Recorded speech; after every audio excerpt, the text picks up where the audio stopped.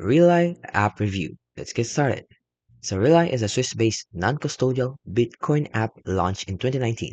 It lets you purchase Bitcoin using Euro or Swiss franc without the KYC and sends funds directly to your wallet where users remain in control of their private keys. So why it's legit and popular? Well, it offers Swiss regulation and transparency. It's also non-custodial by design. It has a beginner-friendly and trusted rating. It has low fees and small purchases, and it has some solid user feedback. Although it has some limitations and risk, those are can be avoided, like the limited currency support. It only supports Bitcoin. It has occasional technical or KYC issues and has fees on larger buys. But other than that, it is 100% legit. It's a reliable, privacy-respecting choice for simple, non-custodial Bitcoin investing, especially through small savings plans.